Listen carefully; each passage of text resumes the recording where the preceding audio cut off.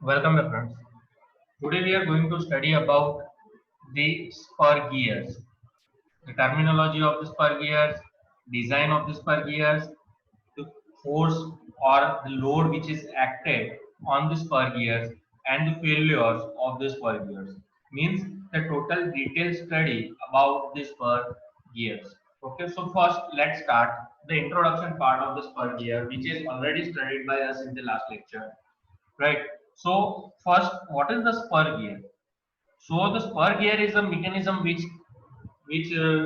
transfer or which can be tran-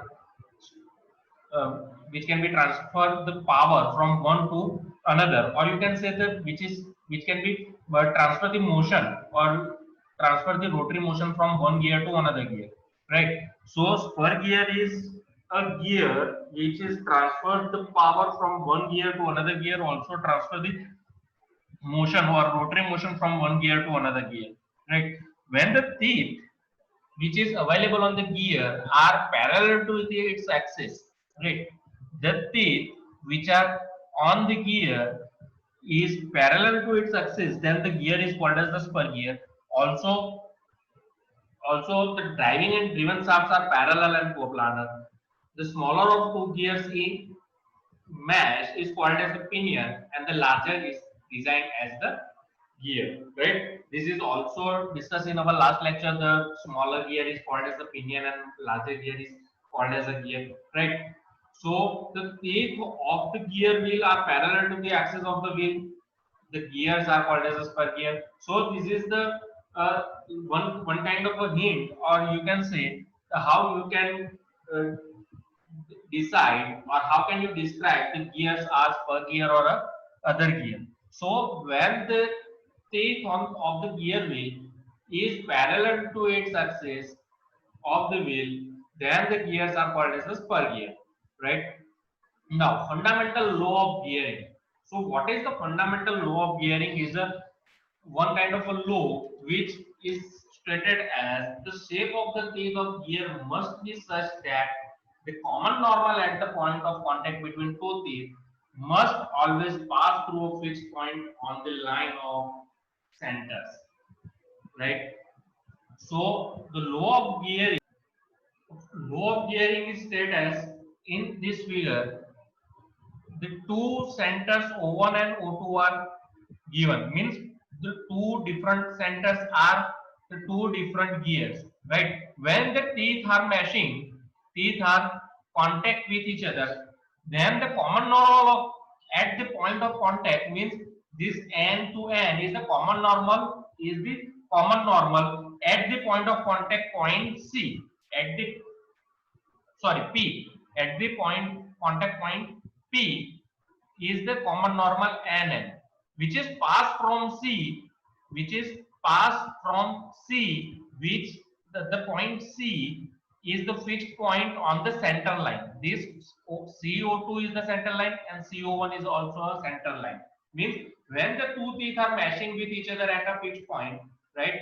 So the common normal which is passing from this fixed point, common normal which is passing from this fixed point is also passing from the center point, is also starting pass from the center point of the common for the both gears, right? Now gear ratio. What is the gear ratio? Gear ratio of the ratio of the number of teeth of the wheel to the to that of the pinion is called as the gear ratio. Means the ratio of number of the teeth, the ratio of the number of the teeth of two gears of two gears which are in contact, right? Or you can say the ratio of the teeth of the large gear to the large gear to the small gear, right? Why? Because we are taking a small gear as a pinion. Now, transmission ratio. The ratio of the angular speed of the first driving gear of a train of gears to that of the last driven gear is called as the transmission ratio. Right? Means the ratio of the angular speed of the first driving gear to the last driving gear. If suppose there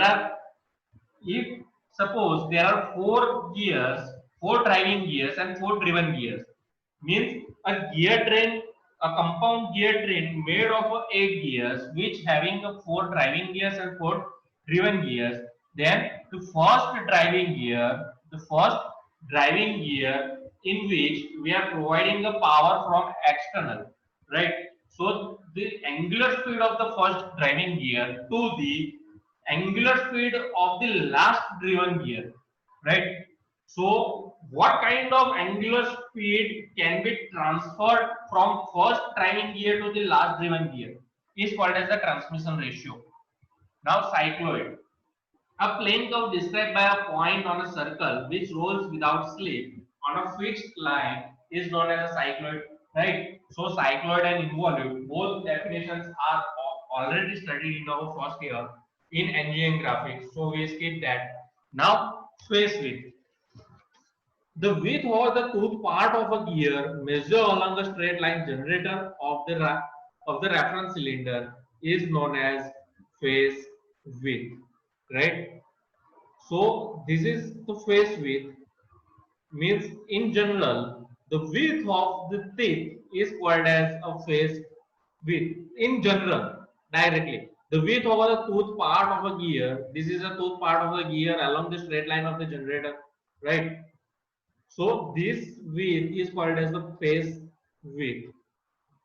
The base circle, right? In an involute cylindrical gear, the base circle of the involute of the tooth profile is known as a base circle. Means the minimum radius of the gear, minimum radius of the gear generator circle is called as a base circle. Having a clearance circle, having a clearance circle is also known as the base circle.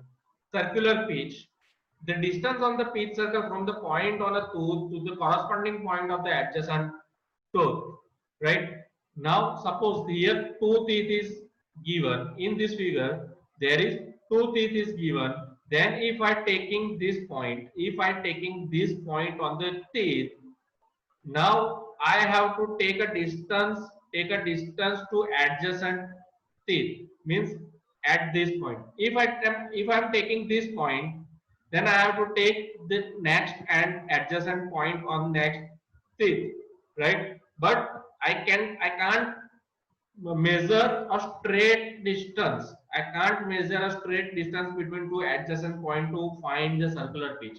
I have to measure the peripheral distance between two adjacent points. Why? Because this is a circular, right? This is a circular. Here is a circle, a circular element. So I have to measure a circular distance, or you can say a peripheral distance between these two adjacent points is called as circular pitch. Now suppose how it will define or how it will find. So suppose the total peripheral distance of a circle is a pi d, right? So this this circle is a pitch circle, right? This line made a pitch circle. So the diameter of the pitch circle is a small d, and the total periphery of the pitch circle is a pi d, right? Now the total number of teeth on the pitch circle, or you can say the total number of teeth of the gear, is denoted by small z. So if I divide the periphery of the pitch circle by the total number of the teeth, I can get the distance between two adjacent points of the circular pitch, right? So the circular pitch P is equal to pi d divided by small z. Diametric pitch. What is the diametric pitch? Diametric pitch is the number of teeth of the gear divided by pitch circle diameter is called as the diametral pitch, right? Module, it is the defined as the pitch circle diameter per unit number of teeth is called as module.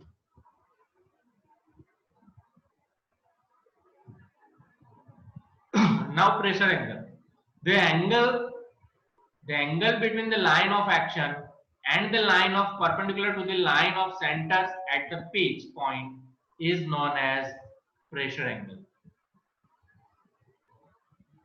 Right? Means the line of action which is a line through the pitch point and tangential to the base circle. Right? And the line perpendicular to the line of center at the pitch point. The line perpendicular to the line of center at the pitch point is known as pressure angle. Or you can also write there, or you can also define the pressure angle as the angle between the common normal of the both teeth which are in mesh, the common normal of the both teeth which are in mesh to the line of center, right?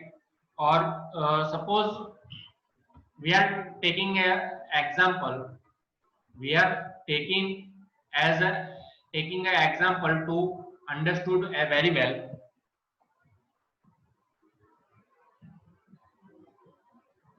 Suppose this is a one kind of a teeth,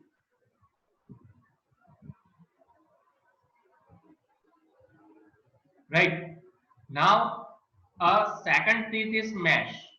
Second teeth is mesh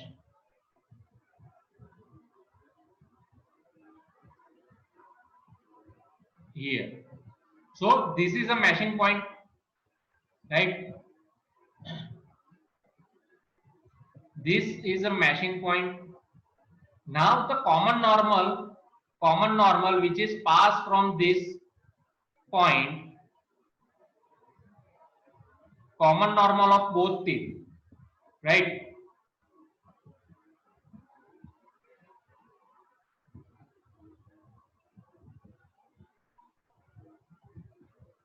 So this is a common normal and n, and the line of center means suppose here a center C1 and the second center is here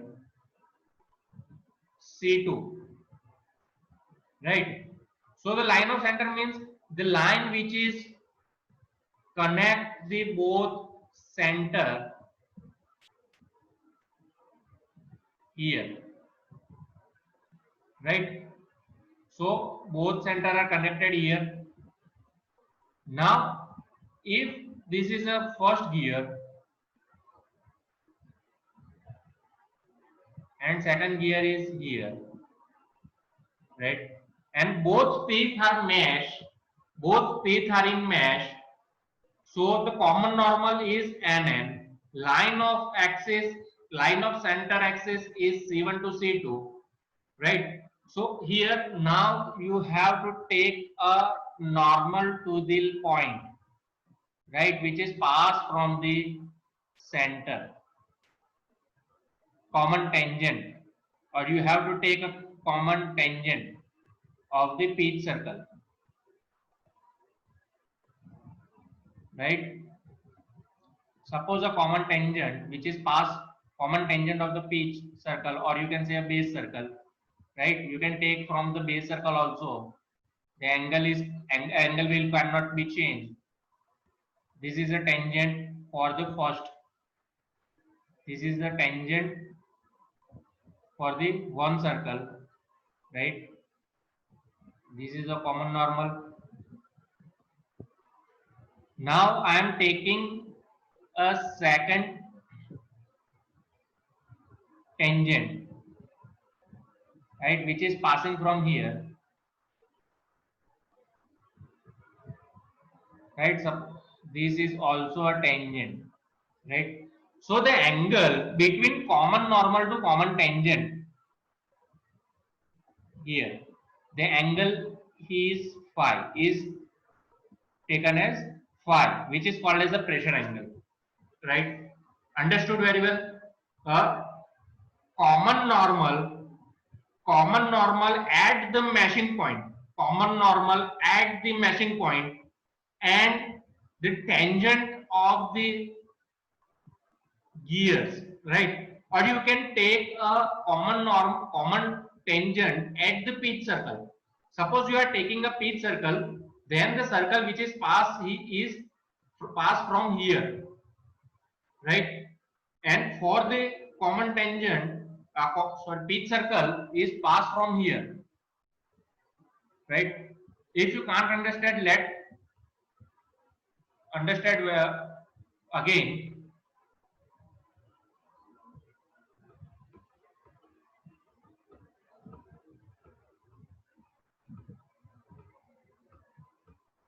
Suppose here, just understood that two teeth are in mesh, two teeth are in mesh, then common normal is here, NN, right? Now, suppose this is the first gear and second gear is here, right? Now pitch circle, draw a pitch circle for first gear. Now draw a pitch circle for second gear, right? Sorry, first pitch circle always coincide, right? एक point पे वो insect होगी. Now this is a common normal. Now we have to draw a common tangent. Now we have to draw a common tangent for both pitch circle, right? Which is passes here, which is passing from here, and this is a tangent. So this angle which create between normal and tangent is called as pressure angle phi, right? So the definition can be written as the angle between common normal to the common tangent when two teeth are in mesh is called as pressure angle, simply, right? The angle between common normal to the common tangent of the common normal and common tangent when two teeth are in mesh is called as the pressure angle, right?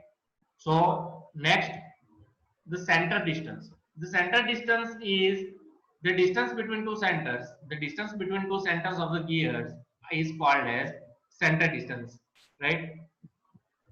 Backlash. The difference between tooth space and tooth width is known as backlash. The difference between tooth space and tooth width is known as backlash, which are difference or which should be equal, right? Tooth space and tooth width both should be equal, but the difference can be generated during the operation, so it will be a backlash.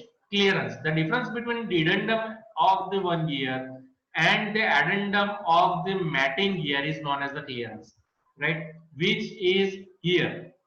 Suppose this is the dedendum, suppose this is the dedendum, but the clearance circle is below the dedendum, so the difference between dedendum and this circle is called as clearance. This can be measured when the tooth is meshing with the other gear, right? Now the beam strength of spur gear teeth designed for static load, right? The analysis of the bending stress in gear tooth was done by Wilfred. In the Lavis analysis, the gear tooth is treated as a cantilever beam as shown in figure. So this is the Lavis equation for different kind of gear analysis. So first, the tangential component causes the bending momentum about the base of the tooth. The Lavis equation is based on the following assumption. So we have to take some assumption to describe the Lavis equation. So first assumption is the effect of the radial component which induced compressive stress, right? So there are two components. One component is the radial component and second component is the tangential component. Both component causes the different stresses. Both component causes the different stresses where the radial component causes the compressive stress and tangential component is uniformly distributed over the face width of the gear. Where the compressive stress is negligible,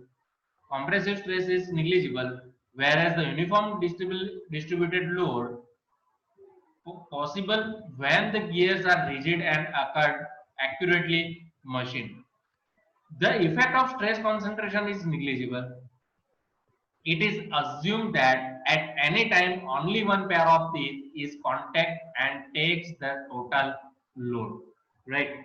So the Lewis equation can be true. The Lewis equation can be true when the one teeth at a time is meshed with other gear teeth, right? If more than one teeth is meshed, is if more than one teeth is meshed with other gear teeth, then Lewis equation can't be applied, right? Next, suppose we are taking the bending moment, then what happens? The distance PT into H. Bending moment is the load which is acting PT into the distance from the center where we have to find the bending moment. So the perpendicular distance is H and the load which is acting is PT. So the bending moment is PT into H. Now the moment of inertia I for the cantilever beam is 1 by 12 bt cube.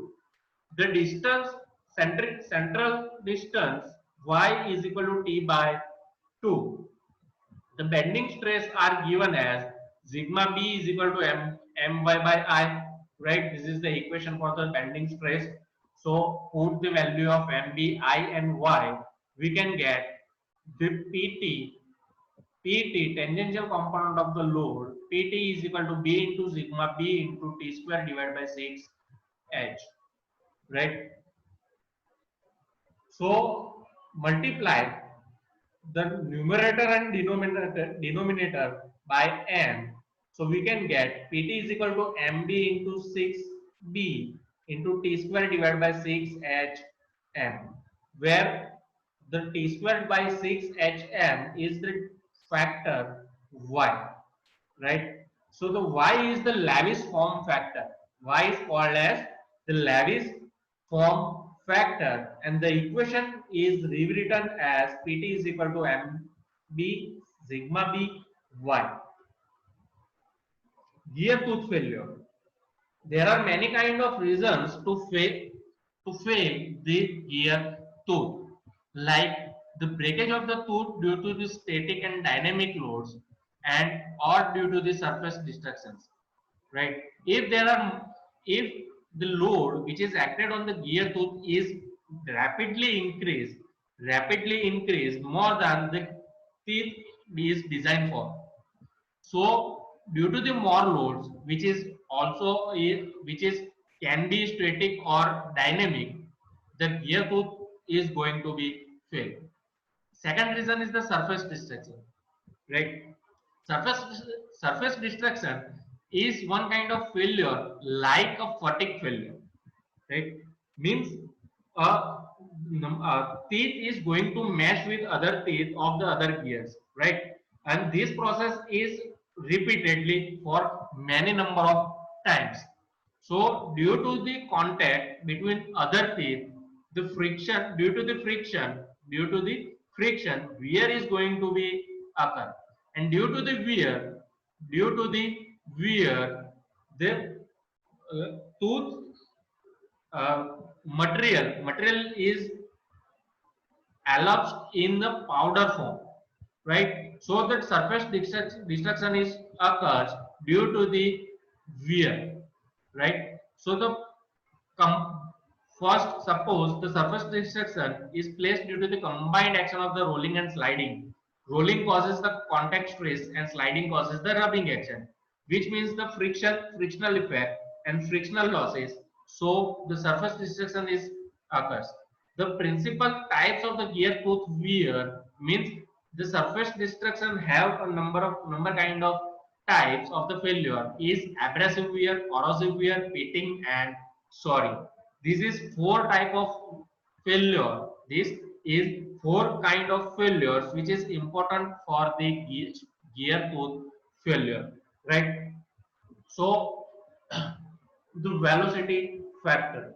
The velocity factor is depends upon different kind of situations, like for ordinary cut gears running with a pitch line velocity up to 8 meter per second is a Berth's formula.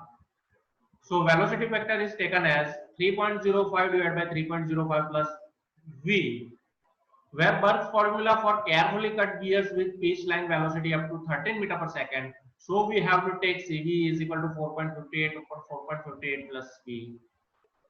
If very accurately cut and ground metallic gears having a pitch line velocity from 6 meter per second to 20 meter per second, then we have to take Cv is equal to 6.1 divided by 6.1 plus V. For hardened steel, ground and lapped in precision gear made of for speed over 20 meter per second, then we have to take Cv is equal to 5.55 divided by 5.55 plus under root V. And if we are using non-metallic gears as recommended by AGMA, right? So Cv is equal to 0.7625 divided by 1.0167 plus V. Next, tangential load which is acting on the tooth. The tangential load acting on the gear tooth is the load perpendicular to the pitch circle radius, right? Or you can say that in the load which is acting on the teeth is in direction of the tangential of the pitch circle is called as the tangential load, and which is taking as Ft is equal to 10 raised to 3 into P upon V, where P is the power transmitting in kilowatt, V is the mean pitch line velocity which can be taken as pi dn by 60 into 10 raised to 3. D is the pitch circle diameter, and small n is equal to speed in RPM. Now, service factor. CS. The service factor accounts for the increase in tangential force due to the fluctuation of the torque developed by the prime mover and torque required to run the machine. Right? This is the service factor. Service factor means the maximum torque. Maximum torque can be developed by the prime mover to required torque to run the machine, right? This service factor is important to run the machine. If the torque which is required more than the torque which is produced by the prime mover, then this service factor can be used or can be inform us what kind of power can be transmitted or what kind of force which will be generated on the gear tooth, right? So CS is equal to maximum torque which is produced by the prime mover to the rated torque, or you can say the torque which is required to run the machine. If CS is greater than 1, then if CS is greater than 1 means the torque which is produced by the prime mover is more than torque required to run the machine, then gear tooth failure, the possibility of the gear tooth failure will be decreased. Design for dynamic load. Now we have to design the gear for the dynamic load. Remember one thing, we are designing only teeth, not the whole gear. We are not going to design the gear wheel. Only we are designing the gear teeth, right? Remember that thing.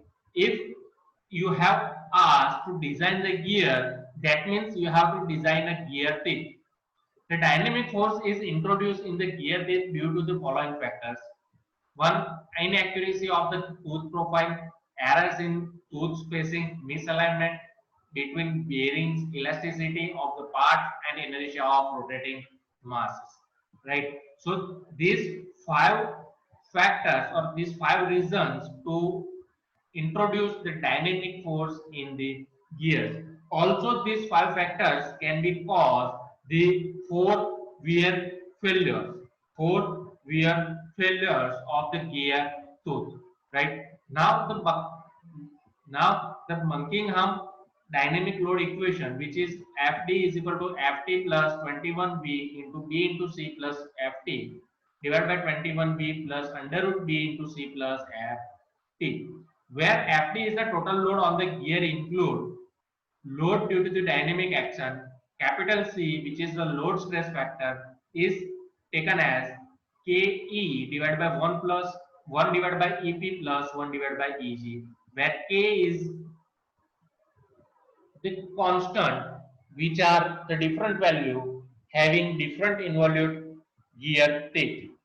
EP and EG is the modulus of elasticity of pinion and gear material respectively, where E is the sum of error between two matching teeth, right? So EP and EG is the error of for pinion and error for gear. Now force analysis. The force is Fn is resolved into two components. One is the tangential component and second is the radial component, right? Fn, the force which is acting on the pressure line. The force Fn which is acting on pressure line. Here I have to teach you a pressure angle, right? So phi is a pressure angle. See here, this is the common tangent. This straight line, or you can say the horizontal line, is a common normal of the contact teeth or matching teeth, and this line is the common tangent. Horizontal line is the common tangent of the pitch circle, and this line is the common normal of the teeth which are in mesh, right? So the angle between common normal of the teeth and common tangent of the pitch circle is called as the pressure angle, right? Remember? Okay. Now the Fn is acting on the teeth. Fn is acting on the teeth on the direction of the pressure line, right? So we have to resolve this in two component. Like suppose the Fn is acting on this direction, so the radial component is in the vertical direction and Ft is the horizontal component. So Ft is taken as Fn into cos phi, and Fr is taken as Fn into sin phi, right? Or you can say the Fr is equal to Ft tan phi. Tooth involute system. All standard system prescribe the involute profile for gear tooth. The reasons are as follow, right? So generally we are using two systems for the teeth. One is the involute system and second one is the cycloidal system. But we are going to prefer the involute system for the teeth. Why? Because the involute profile satisfies the fundamental law of gearing at any center of distance, right? If you are taking a center distance from any point, or you can take the adjacent distance from at any point, you have the equal value. All involute gears of a given module and pressure angle are completely interchangeable. All involute gears of a given module and pressure angles are completely interchangeable. If you are taking a different kind of involute gears which are matching, now if you are change one kind of a gear, if you are change a gear or a pinion to mesh with other gear or a pinion, then the value which are taken a module or pressure angle are always equal. All involute gears of a given module and pressure angle can be machined from one single tool. The basic rack of an involute profile has straight sides. It is comparatively easy to machine straight sides. Further, straight sides can be more accurately machined compared with a curved surface. For these five reasons, we are going to prefer involute system rather than cycloidal system. Or I am not telling that we are not going to use the cycloidal system. We always use the cycloidal system, but we have preferred more involute system rather than the cycloidal system for the gear tooth. Properties of the standard involute teeth, right? These are the different kind of properties. Or if you want to find the addendum or dedendum, then you can use these kind of equations to solve the examples, right? If you are asking that what is the clearance should be taken for the 14.5 full depth system gear, right? So you can solve that the clearance for the 14.5 full depth system is taken as 0.157 m, where m is the module, right? You have to find module first. So what should you have to, you have, the one is the pitch diameter. One thing is the pitch diameter, and second thing is the number of teeth on the gear wheel. If you have the number of teeth on the gear wheel and also pitch circle diameter, then you can easily find the addendum, dedendum, clearance, working depth, hole depth, and tooth thickness for the 14.5, 20 or 14.5 and 20 full depth system and 20 stub system with this equation. So you have to remember this equation for the solving the examples. Also, you have to say you have to watch that these kind of equations are available in design data book or not. If these equations are available in the design data book, then no problem. Otherwise, you have to remember this all the equation to solve the problem. Advantages of spur gears. What is the main advantages? The first main advantage is the power transmission capacity is high for the spur gears. Also, the efficient, it can work more efficiently than the helical gear. They are compact and easy to install. They offer constant velocity ratio due to the teeth which are on the gear tooth are parallel to its axis, unlike belt drives, per gear drives of no shape, no slips. Spur gears are highly reliable. They can be used to transmit large amount of power of the order of 50,000 kilowatt. Disadvantages: the spur gears drives are costly when compared to the belt drives. Also, they have limited center distance. This is because a spur gears drive, the gears should be matched and they should be direct contact with each other.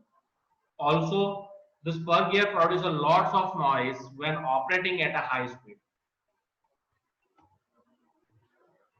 Spur gears have a wide range of applications. They are used in metal cutting machine, power plants, marine engines, mechanical clocks and watches, fuel pumps, washing machine, gear motors and gear pumps, rack and pinion mechanisms, material handling equipments, automobile gearbox, steel mills and rolling mills. In this presentation, we have studied about spur gear, its design, working, and its applications. The uses of this type of gears in various units like automobile, industrial, and many other such units help to regulate amount the speed and